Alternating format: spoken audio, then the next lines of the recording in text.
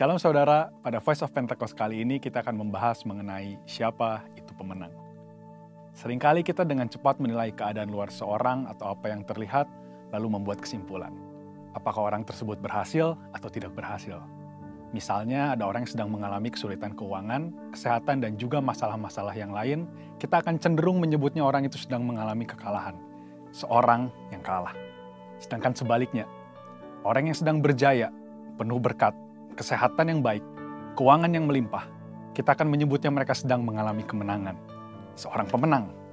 Tapi pertama-tama, mari kita melihat dari sudut pandang firman Tuhan. Dalam 2 Korintus 2 ayat 14 disebutkan, tetapi syukur bagi Allah, yang dalam Kristus selalu membawa kami di jalan kemenangannya. Dengan perantaraan kami yang menyebarkan keharuman pengenalan akan Dia di mana-mana. Kita melihat dari ayat tersebut bahwa Kristus adalah sang pemenang. Jalan yang dilaluinya adalah jalan kemenangan. Bagaimana Kristus dapat menjadi sang pemenang? Apakah dalam pelayanannya, dari lahir sampai mati di kayu salib, Kristus tidak pernah mengalami kesusahan, masa-masa yang buruk, ataupun pencobaan? Kita tahu bahwa Alkitab menyatakan bahwa semuanya itu pernah terjadi. Bahkan yang namanya pengkhianatan dari orang-orang yang terdekat pun dialami oleh Kristus. Namun, apakah pengalaman buruk itu membuat Kristus mengalami kekalahan? Jawabannya adalah tidak. Kristus tidak pernah mengalami kekalahan sekalipun dalam berbagai pencobaan, tekanan, kesalahpahaman, dan penolakan dari banyak orang. Mengapa hal itu dapat terjadi? Karena dalam pelayanannya, Tuhan Yesus selalu mengikuti apa yang menjadi perintah Bapa.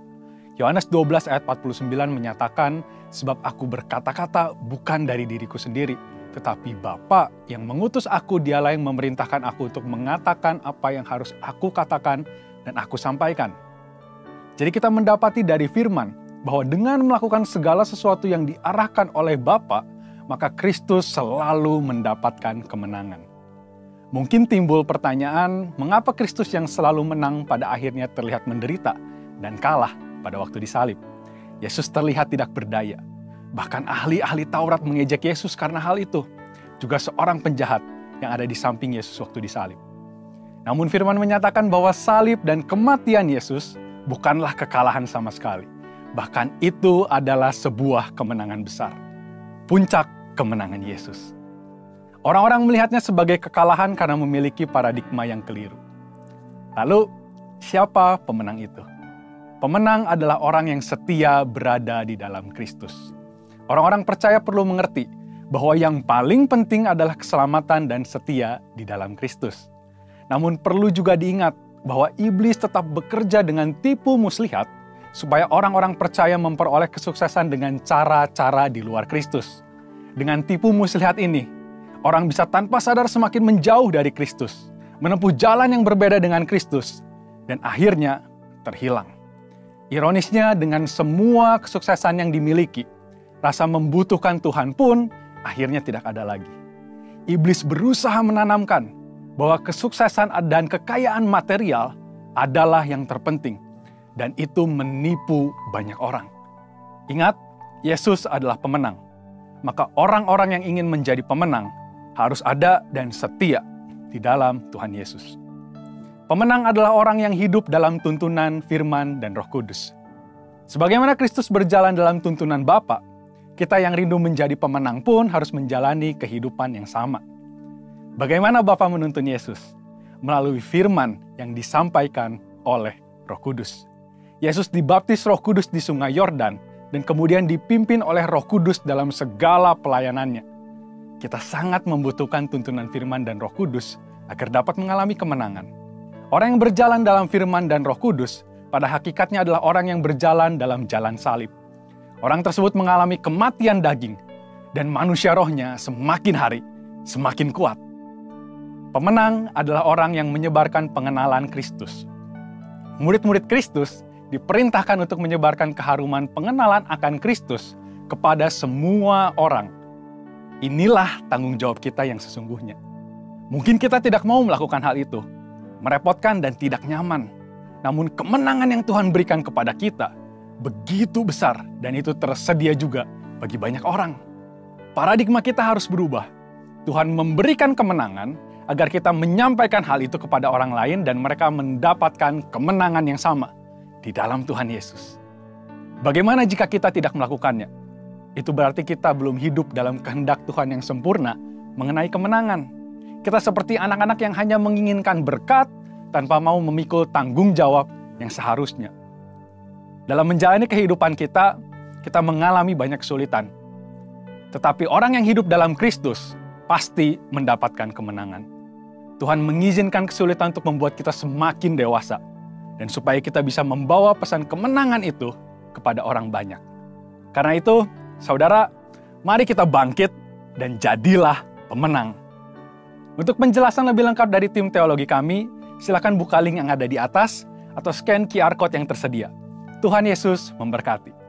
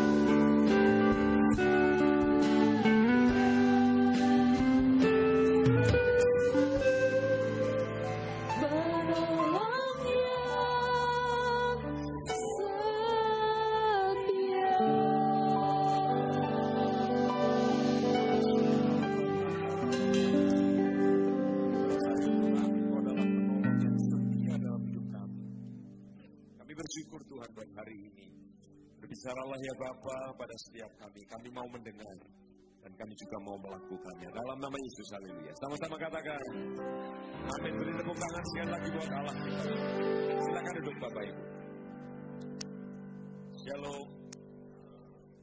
Semuanya sehat? Ada YouTube juga siang ini? Tidak ada. Oke. Siang enggak. Oke. Kita bersyukur karena Tuhan memberi kita kesehatan. Amin ya Bapak Ibu ya. Karena kesehatan itu mahal ya. Saya juga berterima kasih buat gembala dan seluruh staf pengembalaan yang boleh mengizinkan saya boleh ada di tempat ini. Nama saya Rudi Darmawan, saya pelayanan di daerah Ciledug di Tangerang. Ya. Saya rasa itu perkenalannya ya. Nomor sepatu saya adalah Oke, mari kita buka Matius pasal yang ke-9. Kita lihat beberapa ayat 9 sampai yang ke-13. Matius 9, ayat 9 sampai 13. Kita akan baca gantian. Matius pasal 9, ayat yang ke-9. Saya akan mulai. Nanti 10 Anda baca. Setelah Yesus pergi dari situ, ia melihat seorang yang bernama Matius duduk di rumah cukai. Lalu ia berkata kepadanya, ikutlah aku. Maka berdirilah Matius lalu mengikut dia. Ayat 10.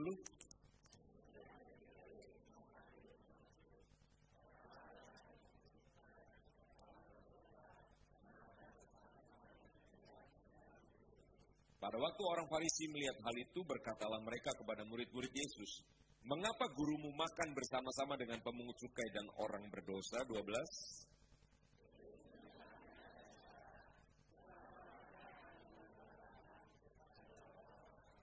Ayat 13, jadi pergilah dan pelajarilah arti firman ini. Apa? Yang kukehendaki ialah belas kasihan dan bukan persembahan. Karena aku datang bukan untuk memanggil orang benar, melainkan Oke. Bapak Ibu boleh nanya, yang sudah Kristen di atas 5 tahun ada? 5 tahun. Di atas 5 tahun. Lebih dari 5 tahun. Kok malu-malu sih? Yang di atas 10 tahun ada? 10 tahun. Banyak masih. Di atas 15 tahun? Oh ada juga banyak. Di atas 20 tahun ada? Loncat di atas 30 tahun ada? Oh ada juga. Oke. Berarti kalau 30 tahun setiap hari berapa baca berapa pasal tadi? 4 pasal ya, 4 pasal atau 5 pasal. Isi Alkitab udah ngerti semua atau belum nih? Tapi udah baca semua ya? Oke, saya tes. Dites boleh Pak? Dites boleh ya? Yang bikin batas siapa namanya? Oh ya. Kalau yang masuk perut ikan siapa namanya? Oh, lulus semuanya. Oke, karena teorinya sudah tahu, sekarang tinggal prakteknya. Amin. Jadi siang ini saya ingin menekankan praktek. Katakan praktek. Nah, di handphone Anda tulis tuh, saya mesti praktek firman Tuhan. Ya. Jadi sekarang handphonenya buat catat ayat Alkitab. Amin. Supaya nggak lupa nih apa yang dipraktekkan. Ya. Jadi handphonenya buat apa? Nulis catatan Alkitab ya. Jangan main HP untuk WA, TikTok, apalagi ya, Instagram. Nanti kalau yang ketahuan saya ambil, saya masukkan kantong kolektor loh. Apalagi kalau baru beli iPhone 16 masukin kantong kolektor, waduh, bisa buat nyewa setahun ini rukonya. Gitu. Nah, Bapak Ibu, mari. Teorinya kita udah tahu nih, tapi prakteknya gimana ya? Dan hari ini saya ingin kita sadari, temanya sangat sederhana. Hidup sebagai utusan Kristus, itu temanya. Hidup sebagai utusan Kristus. Kadang-kadang kita nggak menyadari kita ini kayak apa sebetulnya ya. Tapi saya ingin di awal ini saudara, Anda dan saya adalah utusan Kristus. Katakan amin. Oke, ayat 9, Matius 9 ayat 9. Setelah Yesus pergi dari situ, ia melihat seorang bernama Matius duduk di rumah cukai. Cukai itu pajak, saudara. Matius atau nama lainnya Lewi ya, saudara. Matius adalah seorang pegawai pajak, ya, atau pemungut cukai pada zaman itu menyebutnya. Ya, Matius sedang duduk di rumah cukai, kira-kira ada kantor pajak lah, kira-kira gitu, saudara. Ya. Lalu dikatakan Yesus berkata kepadanya, Kan Yesus tadi saudara, pergi dari satu rumah, lalu pergi itu kan pasti jalan ya. Lalu dia lihat Matius, lalu rasanya nih, Yesus lihat matanya Matius, Matius menatap Yesus juga, lalu Yesus berkata apa? Follow me, ikut aku. Katakan ikut aku. Ya. Jadi disuruh ikut Yesus. Yang saya herannya di sini, Matius itu lagi jam kerja, saudara. Ya. Tapi dia ikut siapa? Dia langsung. Ya mungkin kalau dia punya anak buah, dia kemasin lalu bilang, nanti kamu urus selebihnya. Ya, aku akan ikut Yesus karena Yesus panggil aku. Ya. Rasanya saudara, Yesus waktu itu sudah dikenal oleh banyak orang. Ya. Dia kemana-mana memberitakan Injil, banyak pengikutnya. Lalu Matius mulai ngikutin. Dan dia sudah dengar bahwa Yesus itu menyembuhkan orang di mana-mana. Kalau Anda lihat film The Chosen, ada yang lihat? Di Netflix ada The Chosen. Ya. Itu profil dari murid-murid Yesus disorot gitu. Salah satunya adalah Matius. Dia seorang yang oke lah. Matius seorang yang terpelajar, seorang terdidik, dia bisa mencatat dan sebagainya. Sehingga akhirnya nulis kitab Matius ini sudah. Yesus berkata kepadanya, ikutlah aku. Lalu Matius ikut dia. Oke, perhatikan begini Bapak Ibu. Orang ketika ketemu Yesus, yang pertama-tama Yesus akan urus dosanya. Yesus akan urus apa? Dosanya. Kenapa? Tadi lagunya, Kau Tuhan yang pulihkan hidup. Jadi orang kalau ketemu Yesus, pasti Tuhan Yesus akan urus dosanya. Coba lihat Matius yang 9 yang sama. Ya. Saya coba lihat ke atas. Matius pasal yang ke-9. Ayat yang pertama dan seterusnya sampai 8. Ini juga pasti Anda ceritanya sudah tahu. Ya. Pak, saya udah baca kemarin cerita ini, kok sekarang diceritain lagi. Betul. Ayatnya boleh sama, tapi remanya berbeda. Amin Bapak Ibu ya. Rema itu firman secara khusus. Sesudah itu, naiklah Yesus ke dalam perahu lalu menyeberang, kemudian sampailah ia ke kotanya sendiri. Yesus besar di kota apa? Nazaret. Maka dibawa oranglah kepadanya seorang lumpuh yang terbaring di tempat tidurnya. Ketika Yesus melihat iman mereka, berkatalah ia kepada orang lumpuh itu, apa katanya? Kalau di dalam Injil Lukas dan Markus, saudara, diceritakan 4 orang ini bawa ya seseorang yang lumpuh. Lalu di pintu itu sudah penuh. Orang mau lewat nggak bisa. Betul ya? Pernah dengar cerita itu ya?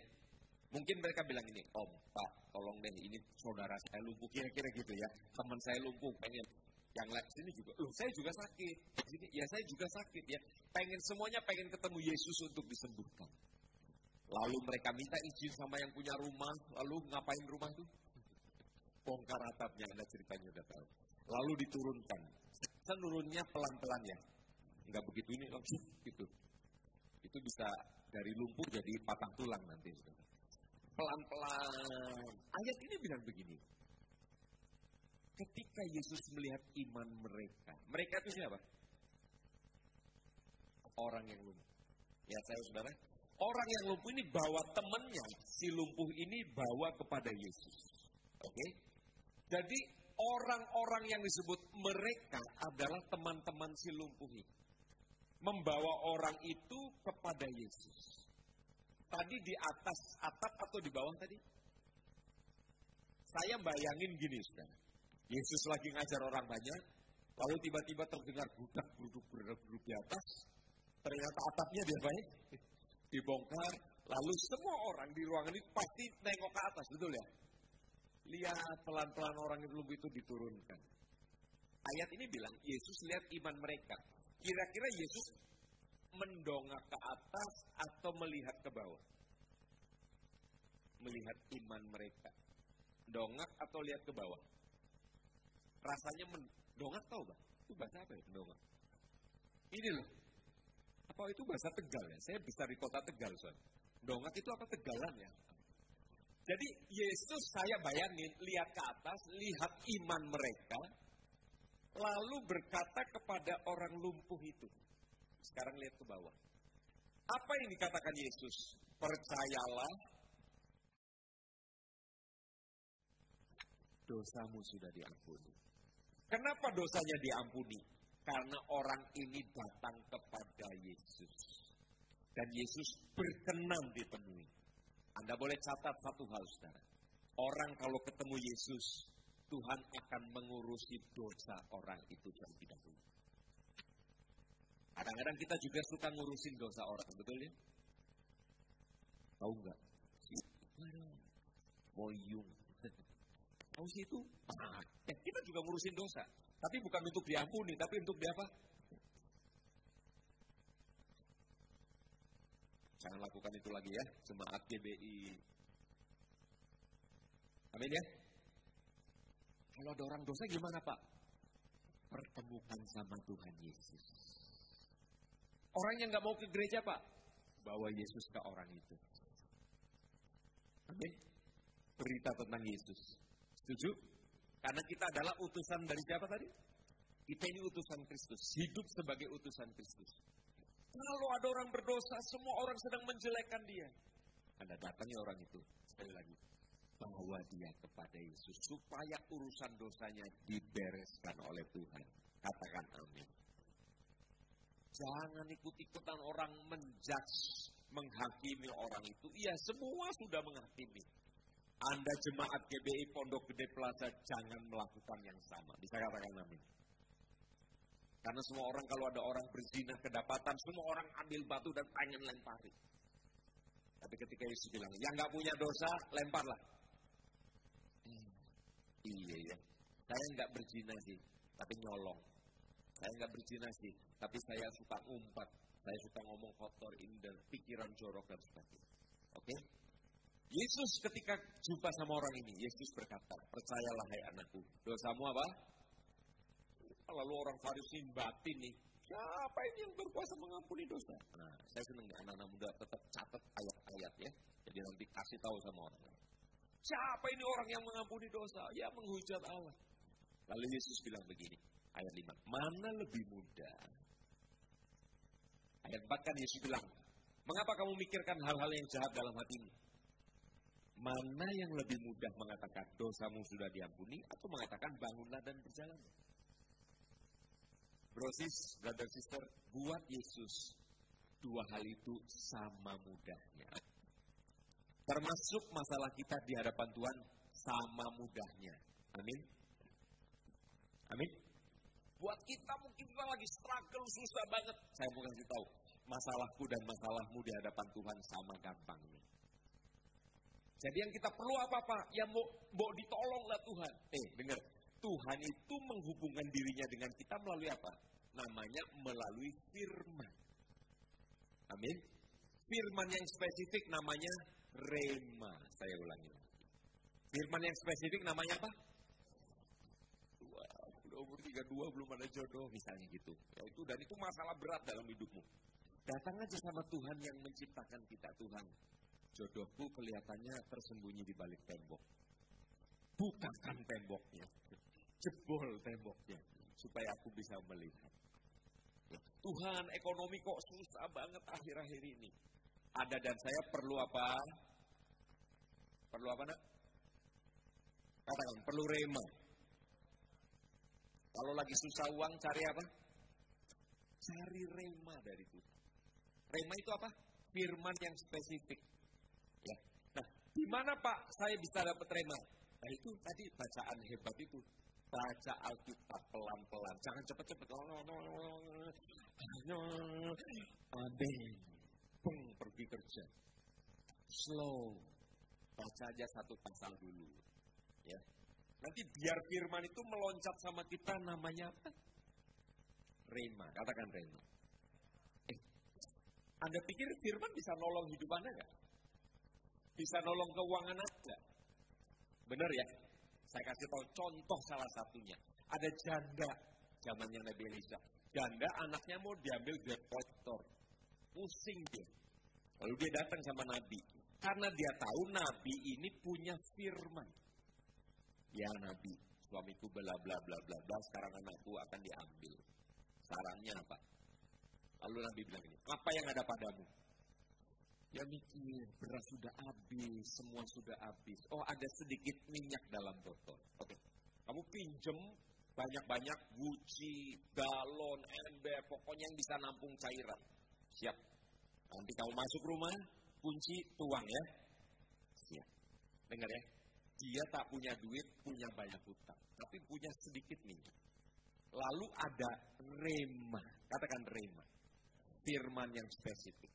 Dia pulang, dia ngomong sama dua anaknya. Nah, pinjam galon dari RT kita. Masih kurang, Mak, dari RT sebut. Oke. Dari Pondok Gede. Semua galon sudah, lalu dituang. Kalau minyak tinggal sedikit, Bapak Ibu. Berapa menit kira-kira habisnya? Paling 4-5 detik. Tuh, 2-3 habis. Tapi ini dituang. Mak, nggak habis, Mak. Pindah lagi itu. Terus, Mak. Sampai ruangan dia penuh dengan minyak. Dan minyak itu nanti bisa dijual. Yang diperlukan apa, Bapak Ibu? Anak muda, engkau sedang ngejar-ngejar karir. Jangan lupa, cari Tuhan, cari rema. Anak muda, katakan amin. Ya. Harus belajar dong, Om. Pinter itu harus. Tapi bukan segalanya. Saya ngomong, anak saya umur 25, saudara. Kemarin ulang tahun. Dia kerja, dia ini seneng sound system. Jadi kerjanya di sound system PT Galva gitu ya, Toa. Saya bilang, nah, kamu pinter boleh, tapi jangan lupa cari Tuhan. Iya, Pak. Yang kedua, is teacher. Saya bilang ini, kamu boleh pinter, tapi kamu harus cari.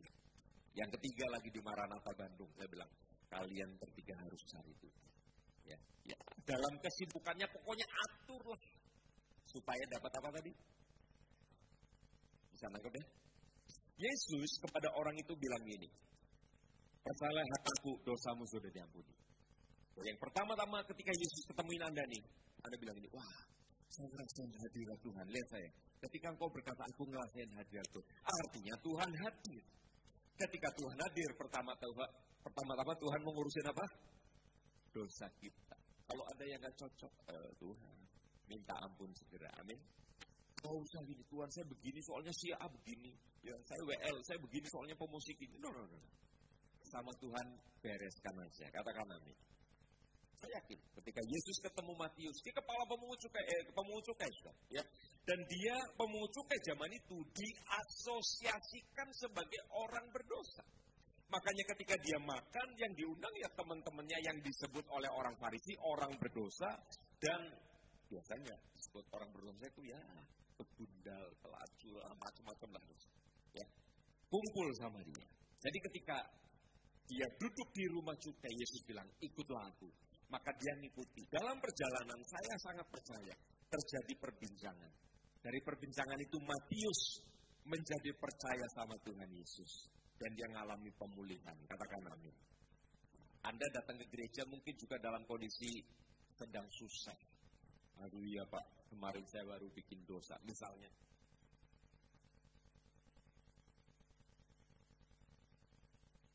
Anda datang ke tempat ini, percayalah, Tuhan akan pulihkan hidup Anda. Amin. Ya, kita minta ampun sama Tuhan. Amin. Wah Pak, kalau kita dosa minta ampun, berarti saya boleh mempermainkan Tuhan dong. Dengar, pengampunan itu bukan legalitas Anda untuk jatuh dalam dosa, bukan. Bukan legalitas Anda, ya. Itu adalah karunia Tuhan ketika kita tahu kita nggak bisa, kita nggak sanggup lepaskan diri dari dosa.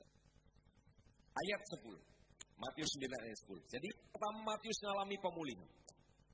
Ayat 10, mari kita lihat. Kemudian ketika Yesus makan di rumah siapa? Matius, datanglah banyak pemungut cukai dan orang berdosa dan makan bersama-sama dengan dia. Mari bayangkan sudah, makan malam, ada Yesus di situ, Matius sebagai tuan rumah, lalu ada banyak teman-temannya. Anda mungkin sering baca ayat ini, tapi mari kita lihat dari sisi yang lain. Matius ini orang yang sudah percaya sama Yesus. Misalnya saya Matius. Ya.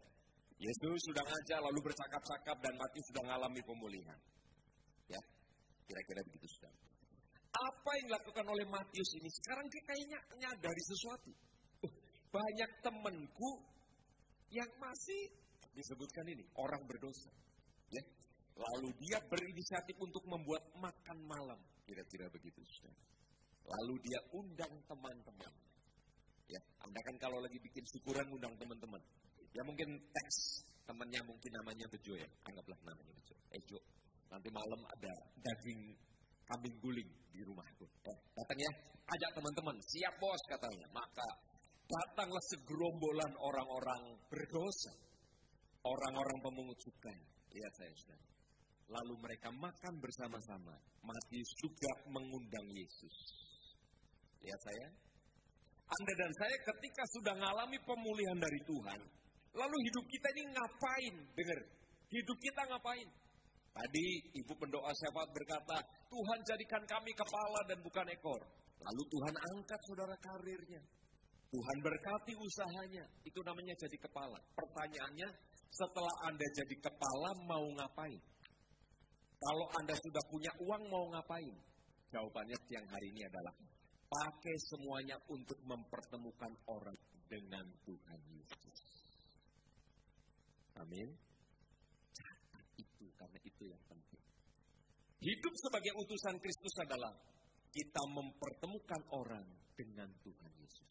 Pak, Tuhan Yesus sekarang kan ada di sorga, macam mana saya bisa mempertemukan orang dengan Yesus? Kita belajar yang paling gampang copy paste dari Matius.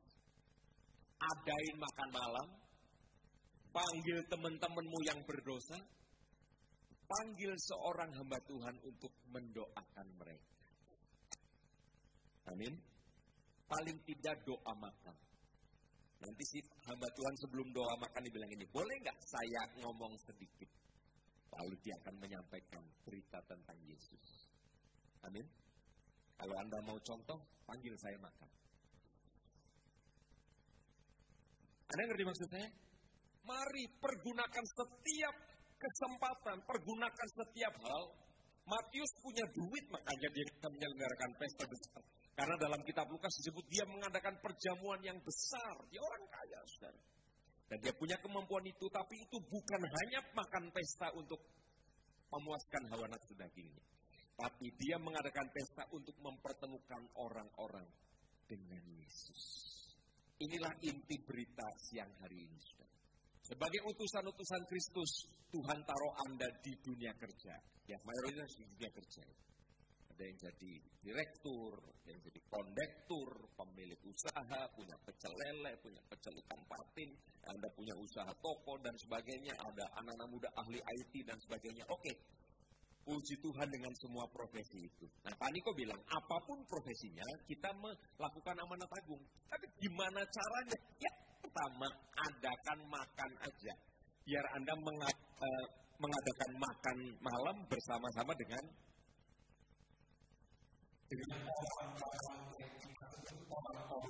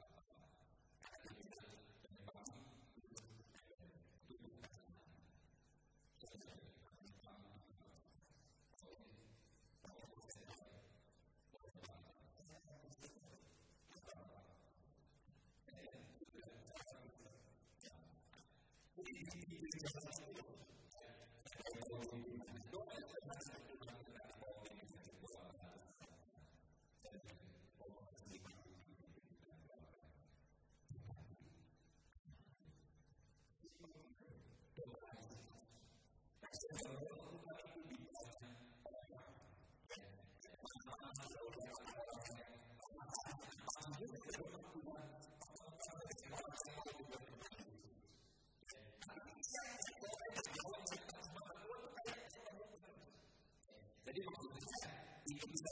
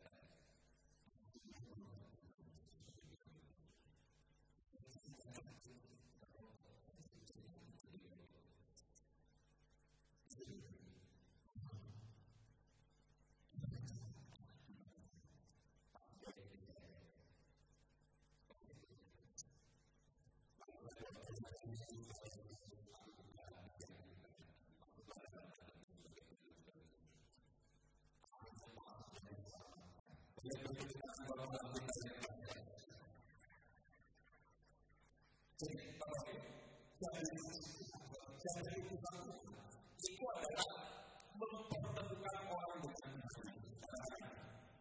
mungkin ada orang yang ngomong seperti itu Tuhan bahkan orang berdoa tapi aku datang untuk mencuri orang kalau dalam mencuri orang supaya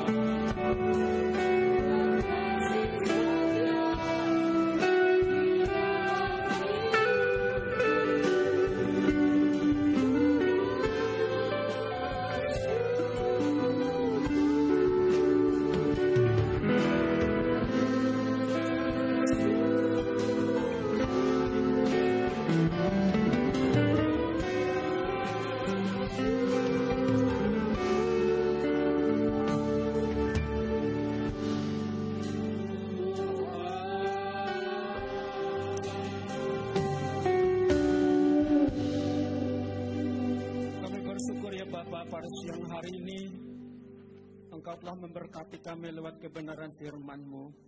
Tuhan, berkati hamba-Mu Bapak Rudi Darmawan boleh menjadi alat di dalam tangan Tuhan untuk memenangkan banyak jiwa.